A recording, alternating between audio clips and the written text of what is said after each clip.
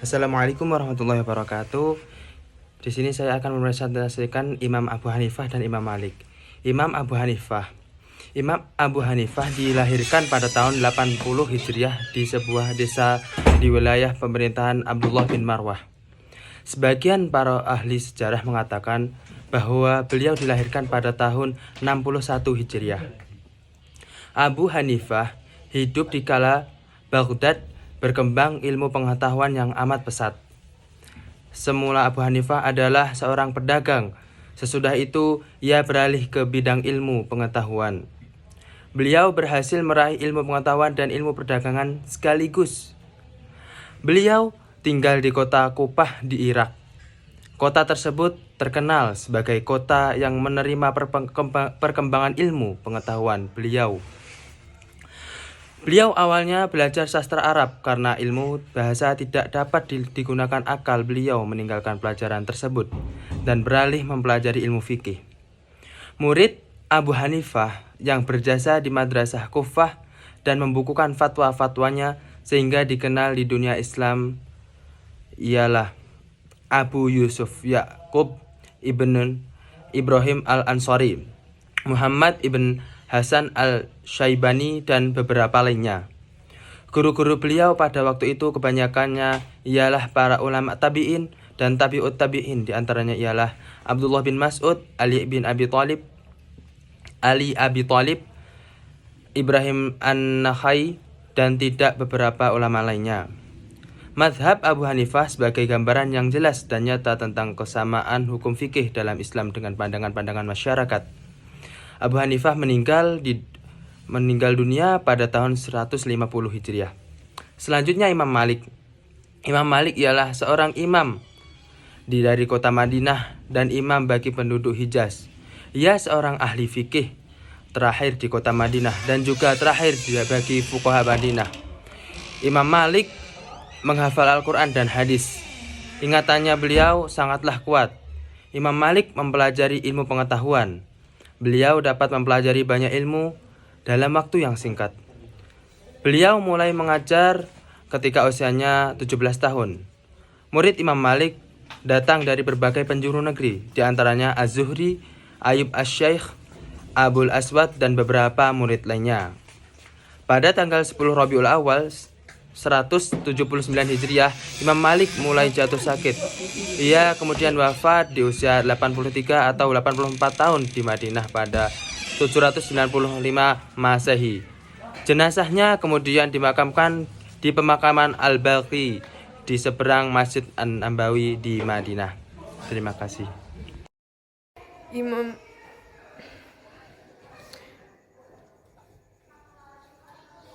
Baiklah, yang selanjutnya ialah Imam Syafi'i. Imam Syafi'i tumbuh kembang di kota Syam sebagai seorang yatim dalam pangkuan. Baiklah, yang selanjutnya Imam Syafi'i. Imam Syafi'i bertumbuh kembang di kota Syam sebagai seorang yatim dalam pangkuan ibunya. Imam Syafi'i dengan usaha ibunya dapat menghafal Al-Quran di usia muda yakni 9 tahun, dan umur 10 tahun beliau sudah menghafal kitab Al-Muwatta karya Imam Malik. Kemudian ia memfokuskan perhatiannya terhadap hadis, menghafal hadis. Imam Syafi'i belajar hadis dengan jalan mendengarkan gurunya, kemudian mencatatnya. Imam Syafi'i belajar kepada ulama-ulama Mekah, baik pada ulama fikih maupun ulama-ulama hadis, sehingga ia terkenal dalam bidang fikih dan memperoleh kedudukan yang tinggi dalam bidang tersebut. Imam Syafi'i menyusun konsep pemikiran usul fikihnya dalam karya monumentalnya, yakni buku kitab yang berjudul Ar-Risalah. Karya beliau yang paling besar dan menjadi pedoman bagi kaum muslimin sekarang diantaranya adalah Al-Um, kitab Ar-Risalah, kitab Musnad, kitab Al-Aqidah, kitab Usuluddin wa Masail Al-Sunnah, dan kitab Al-Hujjah, dan beberapa kitab lainnya. Beliau mengawali mengambil ilmu dari ulama-ulama yang berada di negerinya, di antaranya Muslim bin Khalid Az-Zanji, mufti Makkah, Muhammad bin Syafi'i, paman beliau sendiri, dan beberapa lainnya. Demikian juga beliau mengambil ilmu dari ulama-ulama Madinah, di antaranya Malik bin Anas, Ibrahim bin Abu Yahya al-Aslami al-Madani, dan beberapa guru beliau lainnya.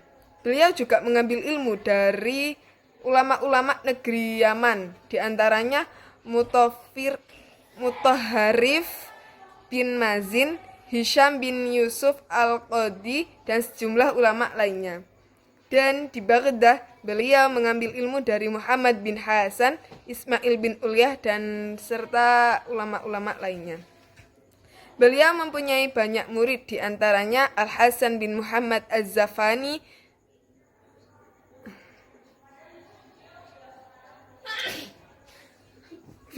engkau potong yo sing iki, aku keliru. Beliau mempunyai banyak murid, di antaranya Al-Hasan bin Muhammad Beliau mempunyai banyak murid, di antaranya Al-Hasan bin Muhammad Az-Za'farani, Harmalah bin Yahya, Sulaiman bin Daud Al-Hashimi, dan masih banyak lainnya. Yang keempat ialah Imam Hambali. Ahmad bin Muhammad bin Hambal atau Ahmad bin Hambal adalah imam yang keempat dari para fuqaha Islam. Ahmad bin Hambal dilahirkan di kota Baghdad pada bulan Rabiul Awal tahun 164 Hijriah. Di saat beliau umur 14 tahun, Imam Ahmad bin Hambal menghafal Al-Quran dan mempelajari bahasa. Beliau belajar menulis dan mengarang di diwan pada usia tersebut. Guru pertama beliau ialah Abu Yusuf Ya'qub bin Ibrahim al-Qadi. Setelah sekian banyak ilmu yang didapatkan oleh Imam Ahmad bin Hambal dari guru-guru yang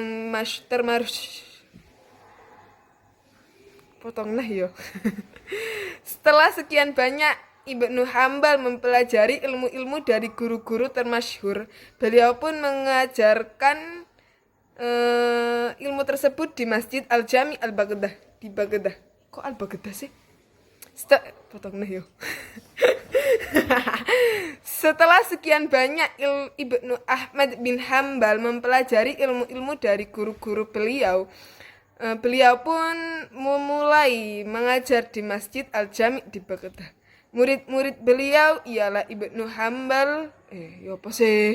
Murid-murid Ibnu Hambal diantaranya Yahya bin Adam, Abdullah bin